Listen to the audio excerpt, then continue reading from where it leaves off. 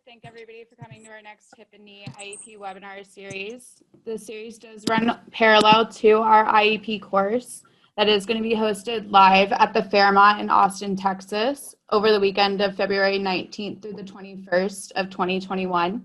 Registration is currently open. This webinar was recorded and sponsored by Conformis and presented by Dr. Matthew Barber, who is on the line from Alabama Ortho Practice. The presentation is on building practice in 2020, a modern marketing for orthopedic surgeons. We'd like you to direct all questions to the question and answer and chat section. And then at the end of the presentation, Dr. Barber will take any type of questions.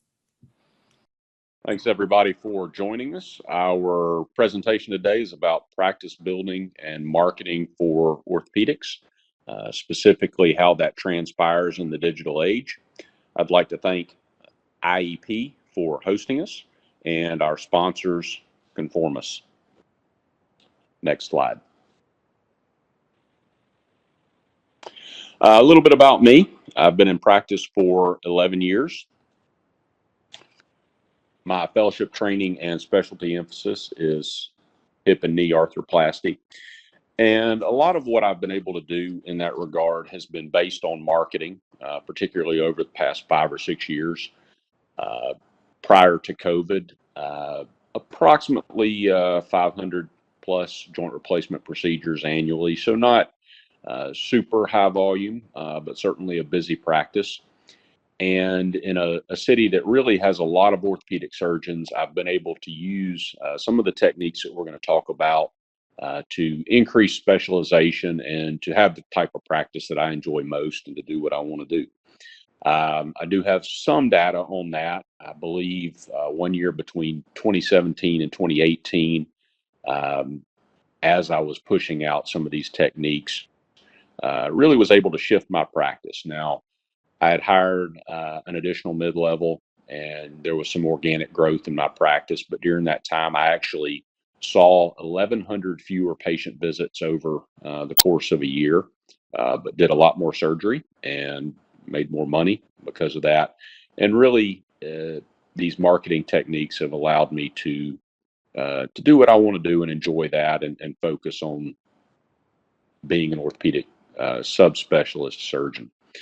I am in private practice. I've thrown my email in down here, barbertotaljoint@alortho.com. Any of you can feel free to reach out to me about anything that we talk about here, and I'll try to mention that again later. Next slide. So there are a lot of caveats to this presentation. This is a little different than something that you might look up an article in Journal of Arthroplasty about. Some of this is a little softer, a little more subjective. There is some data and some practical experience around some of these things, but it's certainly a little bit softer topic. Some of the caveats that I would throw out to you, all politics is local. Your mileage may vary with any of the things that we're going to talk about. How your practice is, how your practice is marketed is just influenced by a variety of factors. Those include your geographic location. Are you in private practice or are you employed by a hospital or hospital system? Are you in a big group or a small group? Is that single specialty where you have a lot of other orthopedic subspecialists, or is it a multi-specialty group where you may have primary care or medical subspecialists who are referring?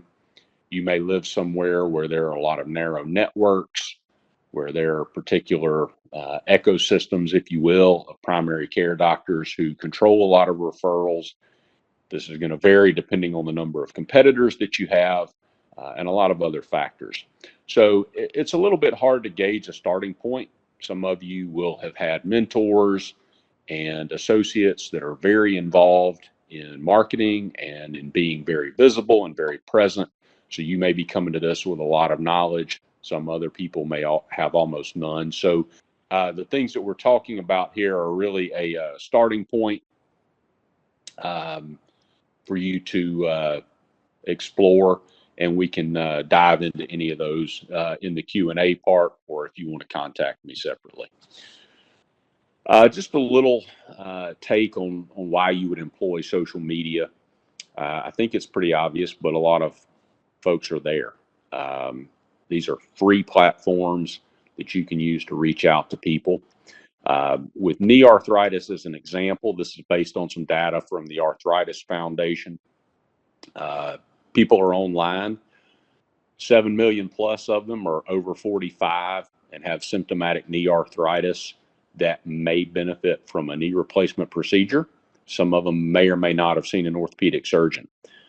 Of those, we do approximately 700,000 knee replacements annually across the country. So we're really only reaching about 10% of the patient population for this particular procedure that may benefit from it.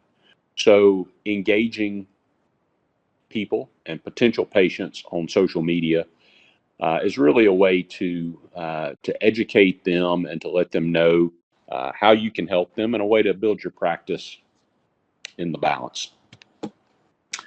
Next slide. So this is that facepalm moment where you're like, oh my gosh, did I really just turn this on so this guy can tell me about the 3 A's that I've heard about since medical school? Well, these are all still relevant, and I've added in another one. I think most people are familiar with this concept of availability, affability, and ability. I've added in a fourth one of authenticity that I think is important, and especially so in a social media, online, digital context. And during this talk, I want to kind of give some context to these, and what these terms may mean in a more modern environment, and a lot of how they interconnect. As you start to talk about one, you'll really see how these are interwoven and reach back on each other, and hopefully we'll get a chance to touch on some of that. Next slide. So affability. You would hope this would go without saying, but be kind. I think a lot of folks that have been around medicine and around orthopedics for a long time will tell you that at some point they probably encountered somebody who was maybe not the most amazing surgeon, but just had a big personality, a great affability with everybody around them, and just built a huge practice based on that. So it really does underscore the importance of that. People that you interact with on a daily basis, the OR staff, physical therapists, nurses, these can be really your first line and your first wave of marketing to your community. And that can happen in person and in an online context. So just be nice, be affable. You can do good work. You can hold people to a high standard, but still be kind. Appreciate the influence that these people have in a personal and in a digital context. So for me, if I have any particular medical condition, I probably know 5 different doctors that I can contact about that. I know 10 other doctors that I can call to verify what those other 5 are telling me. I've got a lot of connections. Well, every person and every patient doesn't have that. So their sister-in-law who's a physical therapist, their friend from church who's a scrub tech, that is their connection point with medicine.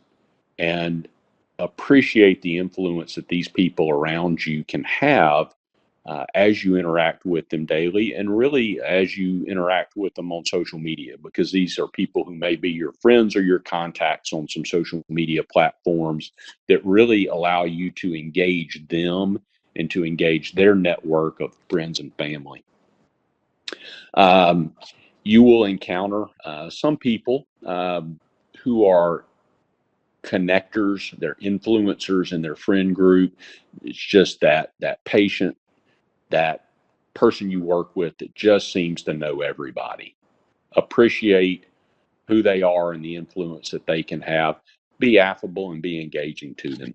And there are just increasing opportunities to do this digitally. And we're going to kind of flesh out some of those and how you do that and how you reach out to people in these formats. So availability. Historically, this meant, did you return your phone calls? Were you available for other doctors that needed to contact you? Well, this can happen online now. Just by you being present in social media channels, you're available to patients. I think this has become especially important in a COVID and eventually post-COVID environment where we've got this emphasis on telemedicine, telehealth. People want to be able to connect with you in a low friction way and in a no touch environment, and to be able to interact with you digitally. So you can be available essentially online. Everybody has to decide their level of comfort with that, how much and how often and in what ways they want to be available. And we can talk a little bit more about that.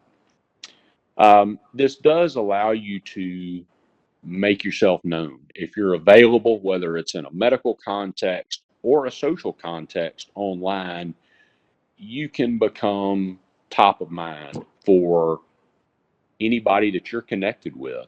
So even if they don't need your services, they know who you are. They know, okay, need a knee, need a hip, need advice about this. This is who I go to. It also allows you a chance to engage with your happy patients and their families. They may send you pictures, they may send you videos. Those sort of things resonate with other patients and other potential patients in a huge way.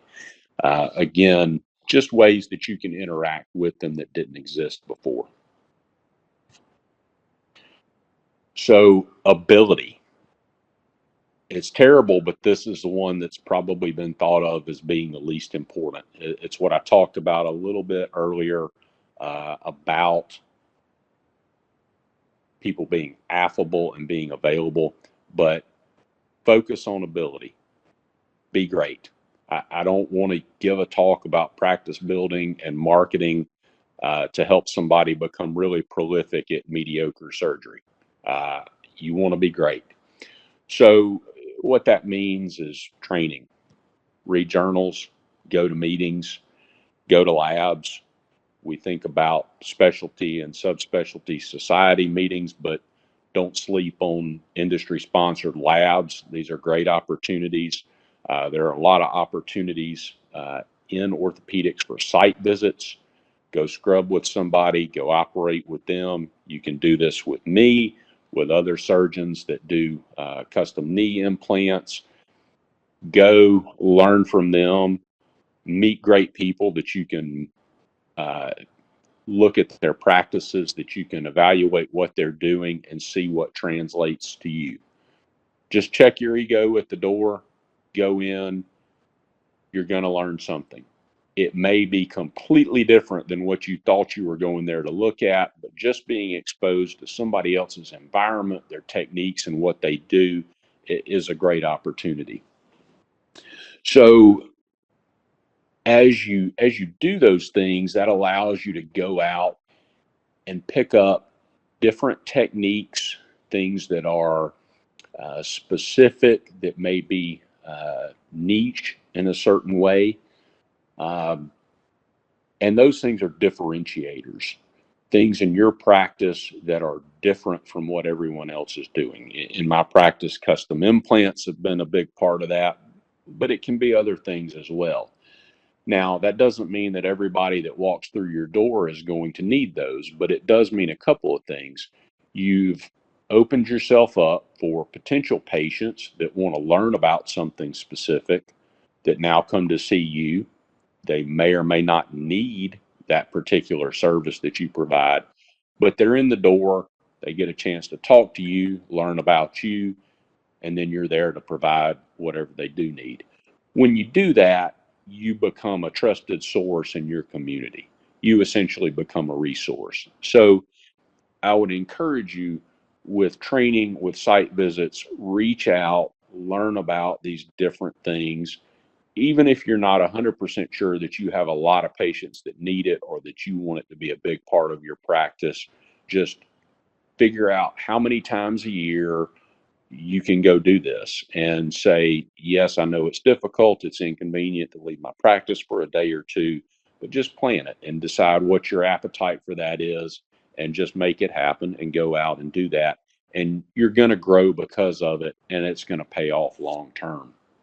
Those differentiators, those really help you reach out to be that broad part of that funnel that you see there on the right that helps bring people into your practice. Next slide.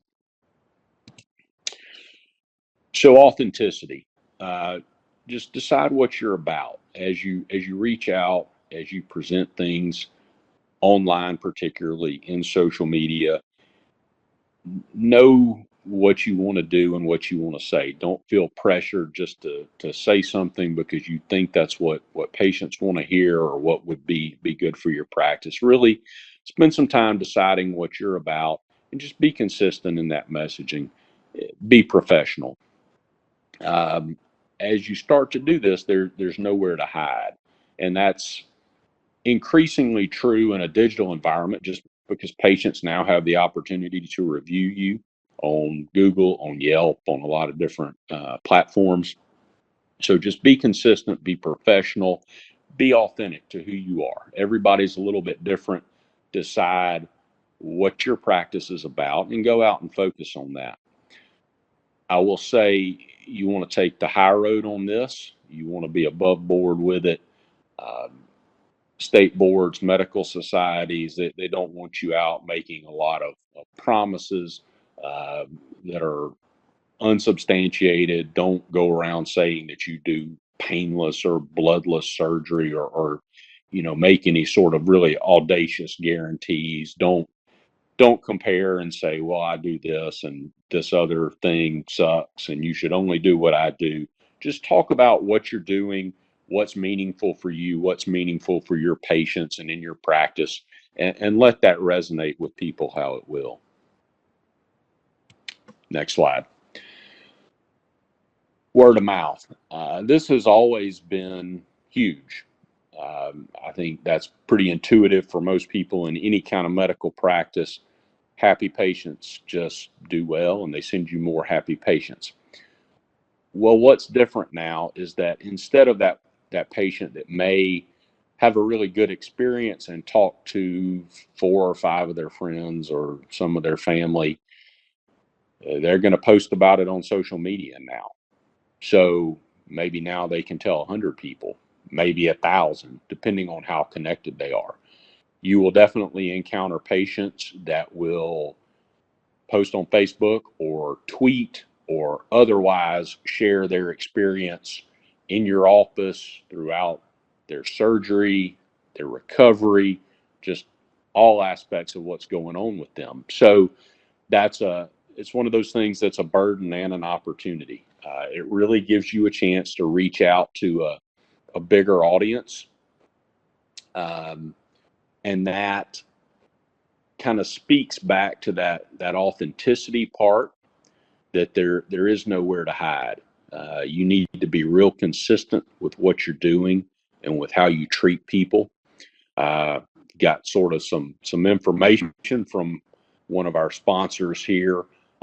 In my practice, I'll tell you this is absolutely true. Just the whole concept or idea of a custom implant for knee replacement surgery is something that resonates with patients. They think it's really neat, really cool. So if they have that and as they're going through that process, they want to share it, and they do talk about that with their friends and their families and their colleagues.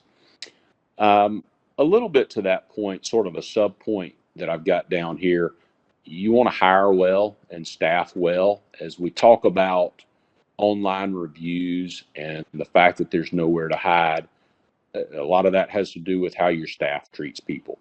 Long wait times, staff that are unfriendly or won't return calls, things like that can be really damaging. They can be a source of bad reviews and of pain points within your practice. So just think about that as you hire, as you staff, as you surround yourself with hopefully really good people. Keep that in mind, that they're your eyes and ears and your mouthpiece. So consider that. Next slide. Some general thoughts about social media. So everything needs to be appropriate. I think that kind of goes without saying. If you're in an employed situation, especially, what's your employer's policy on this? Always keep HIPAA in mind. Don't disclose anybody's personal information. Any of you that may have looked up or look up any of my social media channels, whether that's Facebook, Instagram, LinkedIn, any of those, you'll see videos with patients. You want to have a signed release waiver from them when you share something like that. And if you contact me, I can get you some kind of a basic framework for that. There are personal and business pages.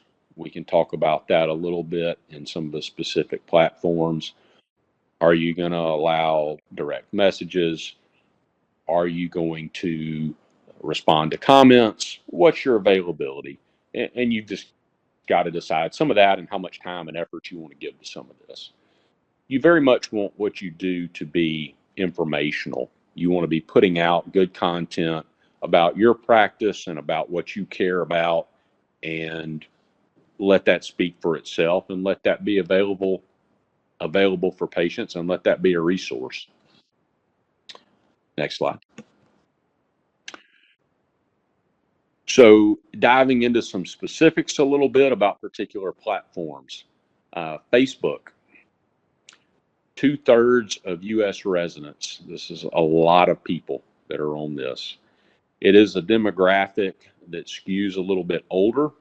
For my practice with hip and knee arthroplasty, these are my people, right? I mean, this is who I want to deal with.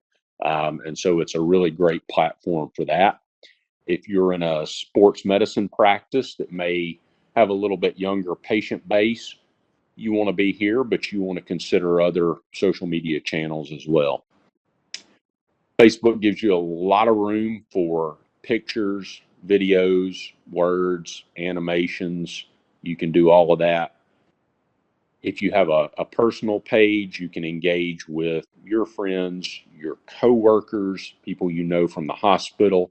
So then you're exposed to their family, their friends, everybody around them. You can tag them in post. Again, that's on a personal page. You have to decide how much you want to use your personal page for business. Some people want that completely separate. Some people, on a personal level, don't have a lot that they want to share on social media, so they'll use a personal page exclusively for business. That's pretty much what I do. You can use @ to tag particular businesses or companies that you may be using a particular product from, just a way to link things together. We talked a little bit already about personal versus business pages. There are opportunities to do Facebook Live. So you can basically go live and talk about things, answer questions for patients, do this at particular times. I've just started doing this, and it's been fairly successful. You can prepare a PowerPoint presentation and create a watch party for it, present something to patients or potential patients, and take questions in the comments and then answer those subsequent to the presentation. It's a really good way to engage with people that may not want to come out and see you, but they may have some questions about what you do. Next slide. Again, we've sort of talked about this, but on Facebook, there are personal and business pages. I have both. For a personal page, you can have up to 5,000 friends. Like we talked about, you can tag those friends on particular posts, depending on their privacy settings. For a business page, there's no limit on the number of people that can like that or follow that, but they have to be a little bit more intentional about following or liking the page versus on your personal page where it's somebody that's just your friend that sees what you posted. Now, With this, you can also do paid promotions where you basically pay to have posts show up in people's feeds. This allows you to add buttons to posts that let people contact you or learn more information, or it directs them to a website or somewhere else that you want to go. In a business context, you can't tag individuals with that. Next slide. LinkedIn. This is a really professional platform. About 25% of the U.S. population is on this. It's something that's really come into its own over the last year or two. It's been around a while, but it's had a bit of a resurgence. Everything here is really coming from a business context. So that's an opportunity to interact in industry, maybe with orthopedic device reps, with other surgeons, things like that. But there's always going to be some people in your area that are not on other platforms.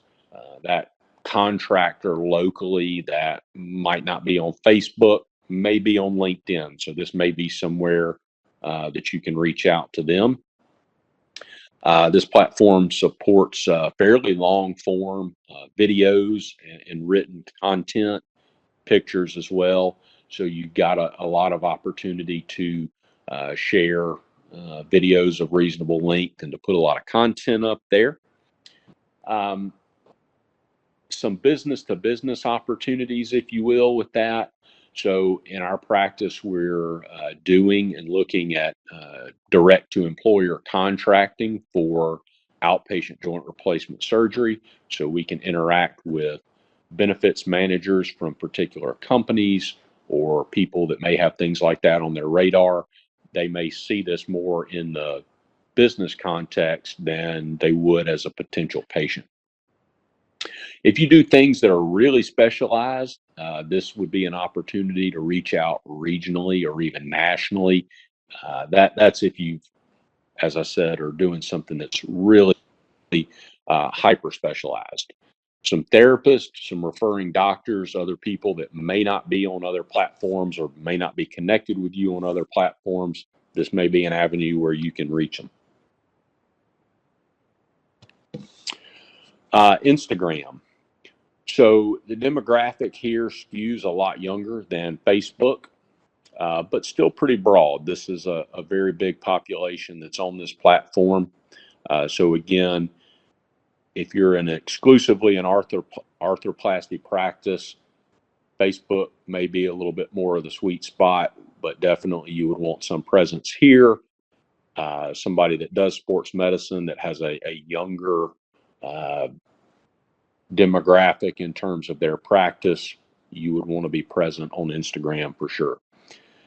Obviously, it's very graphic heavy. That's what the whole platform is pictures and videos. Videos are short.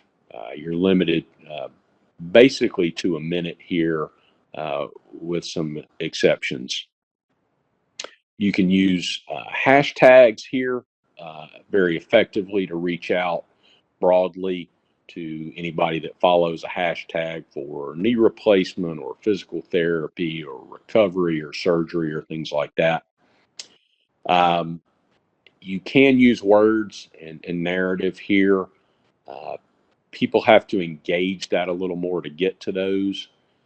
There's something called the feed rate of how quickly people move through social media platforms and social media generally. The feed rate tends to be a lot quicker on Instagram. So you've really got to have a picture or an infographic or a cartoon or an animation or something that grabs people here if you want to engage them. Next slide. So there's a lot of other platforms out there, and those platforms are going to change periodically. Something's going to get hot. TikTok, Snapchat, I personally have not used these. They're shorter form, quick videos, pictures. The demographic here skews much younger. But if you had a practice that was oriented that way, these are avenues to look on, just things to be top of mind with people, to be known in your community.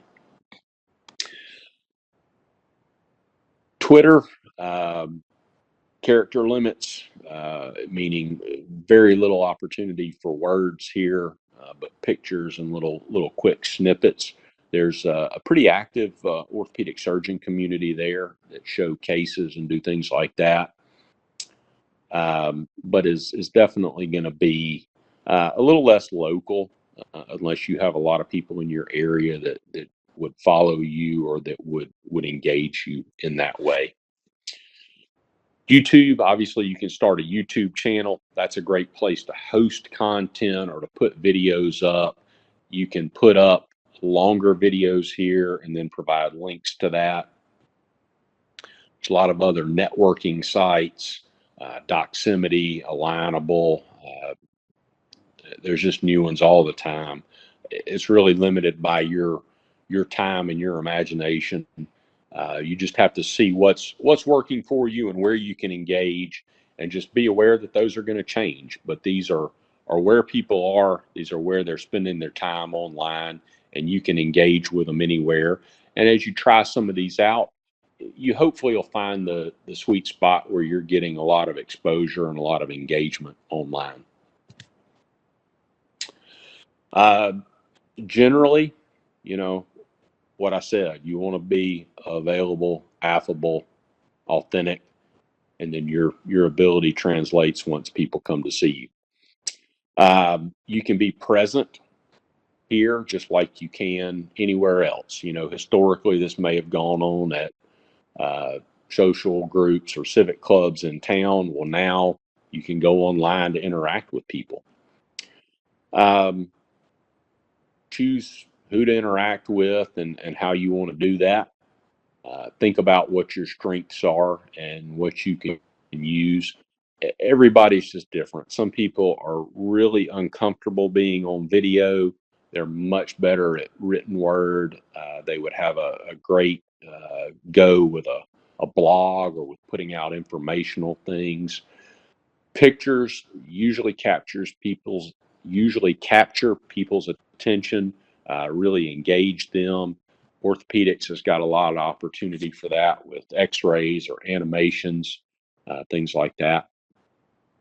There's a space out there for audio, for podcasting. It's not something I've done to this point, but it's definitely out there. People have to get a little bit more intentional about seeking you out in that way than if you're just posting on Facebook. But if you're doing this, then obviously you can link to it from any other social media outlet, and this is a way to get information out to people. Generally, probably important to understand the terms of organic versus paid. Organic is simply things that are free. You can be on Facebook, you can be on Instagram, you can be on any of these platforms and post things and share things. And that reaches as many people as it reaches. That's its organic reach. Then you can obviously go to paid ads on these platforms as well to reach others. You can get paid assistance. I mean, you can hire a marketing firm to help you make videos or to write blogs or do things like that. Obviously, it's gonna lose some of its personal touch the more of that you do, but you just have to decide what you're good at, what your comfort level is, how much of this you want. Direct messaging, or are you going to allow this? Are you going to respond when people message you? You just have to decide your comfort level.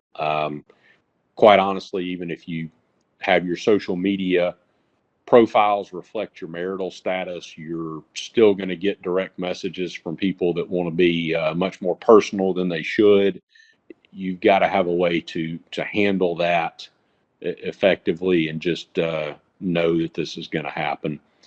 Keep everything professional and above board. These are some things that I've just done with patients, just as an educational thing. This is Leon that you see here. He's 2 weeks out from a custom knee replacement. And you want these things to be educational. You're not just going, rah, rah, I'm a great surgeon. You should come to me sort of thing. But you're really teaching patients that, you can recover and do well and have a great experience. And this may not be as bad as you think. You're kind of helping them overcome some fear about it. If you watch and you want to look at Leon, he's got a great reciprocal gait here already at 2 weeks, no walking aids, good knee extension, good heel strike. This is a compelling story to tell when you talk to a physical therapist. Maybe you want to show this in the context of local talks that you're giving. These are just great ways to engage with people, and then they can be used in a lot of different formats, online and otherwise. So this is a patient who's actually a respiratory therapist at our hospital. But morning after knee replacement surgery, I saw him just doing fantastic and had great range of motion, great stability, just showing what he was doing. Again, you're helping patients overcome fear that they may have about surgery, and you're educating, and you're just sharing your practice and putting that out in a way that is engaging for people and lets them see what you do. This is sort of the back end when you've really started to engage with patients and you're connected with them on social media. Maybe you give them your email if you're comfortable with that. And this is Sandra, 6 weeks after her knee replacement, back out on the tennis court, going, doing great. That's very reassuring to patients that they can get back to what they want to do. And this is the full circle aspect of this, where you've really had a chance to have good interactions with patients, and then they're sharing things digitally. So from our sponsors, they really have a lot of strong support for marketing. This company does that. Several years ago, there were some co-marketing opportunities that were effective, but quite honestly expensive for the surgeons involved. That's gone away and has been replaced by a system where marketing outreach is done. People that want information have somebody that they can call and actually talk to, and then there are tools to locate a surgeon near them, get expedited appointments, and get more information. Next slide. Those other resources that we talked about, lab sessions, you can go learn about something new and something different, put your hands on it in a cadaver lab scenario, and just train and just pick the brains of some really smart surgeons that do this, and get some ideas to help utilize in your practice. Surgeon visitation program, you can come see me or see some other folks that do this and spend some time and do a little bit of a deep dive on particular things that you're interested in, and those can be great resources. Next slide. This is just that resource center, and there are a lot of resources available to you. So I hope this has been helpful. I know we kind of went through a lot of things. There's a lot of different points you can jump off with this on marketing, on social media platforms, but it's out there. This is where people are. So you need to keep that in mind as you're trying to grow your practice. Feel free to reach out to me. Barber Total Joint at alortho.com is my email, and we'll take any questions. A few questions. I think we had at least a couple from the group. What sort of marketing support, have you been able to receive from, Conformis, of course, and, other partnerships that you have that will, support your practice? Yeah, obviously the experience with Conformis has been great, and other vendors, other companies are willing to support in the same way. Now, Conformis has been pretty cutting edge with some of that. We actually started a few years ago with some micro websites. I don't think those are being used so much anymore. It sort of had a little bit of a limited lifespan in my practice. It was effective. It was also, for compliance reasons, it was part of a co-marketing agreement. So it was pretty expensive for the surgeon individually. I know a couple of other surgeons that used these with good success. And then as word started to get out, it sort of maybe didn't lose its effectiveness, but lost some of its cost effectiveness, if you will. And that sort of pivoted. Now, a lot of this is a lot of support in terms of generalized web-based marketing, but a very engaged, if you will, surgeon locator feature. So patients can really find you on the company website, find out more about you. They can actually speak to someone about the procedure, a little bit about you, get some information about you, kind of experience a number of procedures performed, and actually have a way to schedule an expedited appointment through that website. So that's pretty good. So we got a question from an attendee about Google Ads and or search engine optimization, and that's absolutely great. And there's two real schools of thought here. I think this person, hopefully, it sounds like they understand it, but there's two ways that you can go at this. One is organic, which is just that you have something that's on the web, and then the other is paid. And by organic, that just means you set up a website or a Facebook page or whatever, you put content on it, and people find you. Yeah, if it's a website, it has to do with what you're posting on it, how frequently you're posting.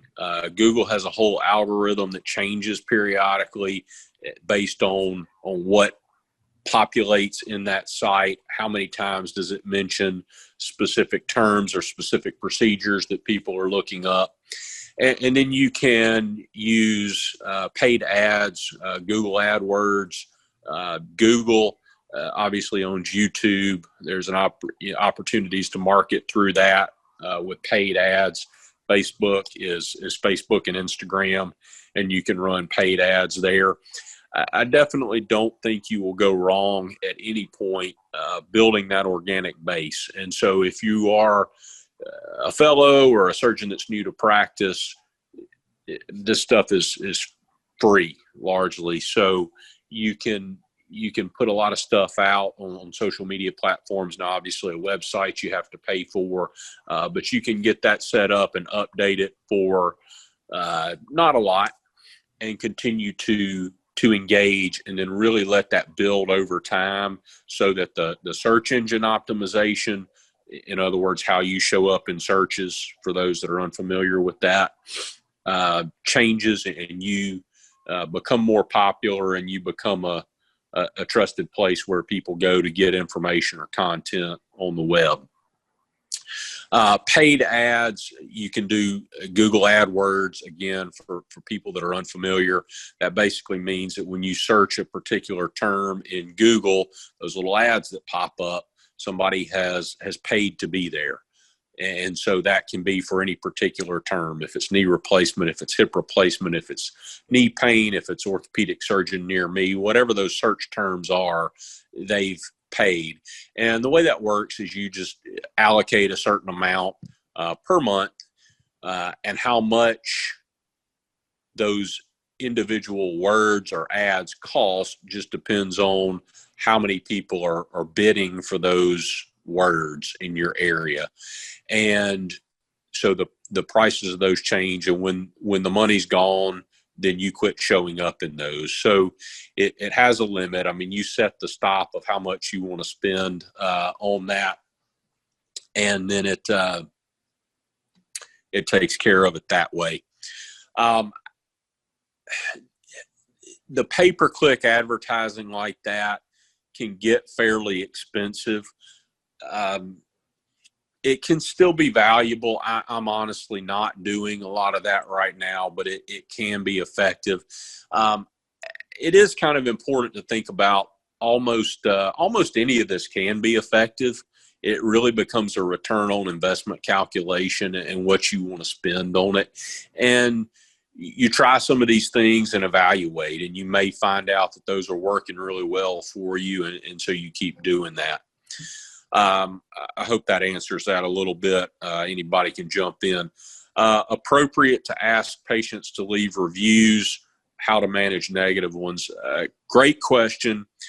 In my mind, it's certainly appropriate. I don't have any issue asking patients. You can think about how you do that. Now, I will tell you there are a couple of paid services, some companies that do online reputation management. I won't mention names in the context of this presentation, but you can certainly feel free to email me, Barber Total Joint @alortho.com, and we can talk about that. In a lot of those instances, they will integrate with your practice's EMR and will email or text patients. It can be really all of your patients if you want. They attempt to screen out bad reviews. In other words, they ask if they have feedback or would you recommend. And if somebody doesn't, it basically gives them an internal way to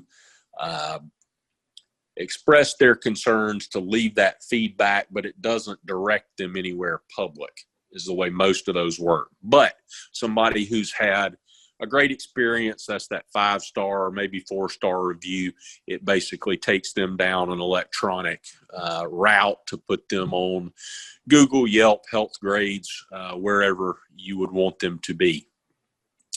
Managing negative ones is a good question. Some formats you can respond.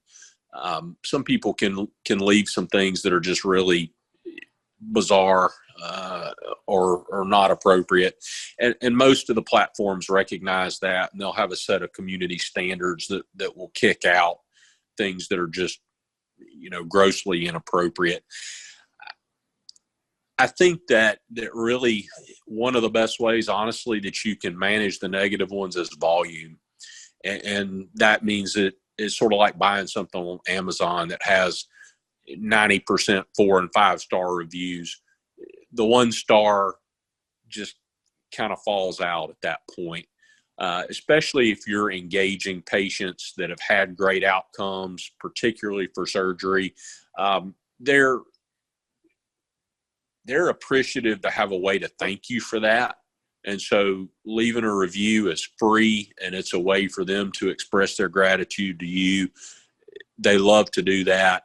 That person that leaves not only a 5-star review, but writes some great narrative about you, I think that's particularly helpful for other patients. The only, I guess in this context, what you don't want to see, I think if you're a patient, is to look up a physician and there's just a lot of really bad reviews and they're oddly specific, where there's just certain things that are really not good that are expressed in narrative form. So I don't think many people would have those, but the way to deal with that is volume, and it's having your happy patients write reviews for you, and it sort of dilutes out anything negative. So if you've got 5 Google reviews and then all of a sudden 1 or 2 of them are bad, one of them was just a patient that didn't like you and somebody else didn't get a call back from your staff soon enough, well, all of a sudden you're 2.2 stars on Google. Well, if I've got 150 reviews and most all of them are 5 stars, a bad one's kind of a tear in the ocean, if you will, at that point. Hope that's helpful on those. Just the lifeblood of that practice. So that's that part that has always been important in person for those kind of practices. You can leverage that on social media too. So if you cover a high school, well, obviously you're going to be engaged with their coaches, with everybody else on social media. So you not only cover their games, but maybe you stand somewhere and talk with an athletic trainer, give them a 90-second blurb about adductor strengthening for deceleration to prevent knee injuries. You do something to give to them and to stay engaged with that community. They have one of the football players hit some amazing squat in the weight room and videos it. Well, you share it and you comment and you feed back into that and you engage with them and be present. So those are important. Those are important in person, and you've got more opportunities to engage that online if you want to. If you're building, if you've got, and really in a lot of ways that part's easier. I mean, you don't have to go anywhere to do that, and it's largely, very largely free.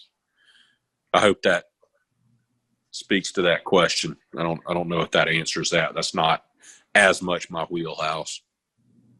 No, that's perfect. Okay, unless there's any more questions, I'll probably hand it over to Laura to wrap up, and just thank you for your time, Dr. Barber. You know, I think that this presentation has been phenomenal despite, you know, some of the technical glitches, and we appreciate your time. My pleasure. And again, you know, it's an odd format with Zoom meetings and stuff, but my email's in there. Anybody can feel free to reach out or contact somebody that can reach me, or just hit me up on LinkedIn or wherever if I can answer anything else. Thank you so much. Have a great evening, everyone.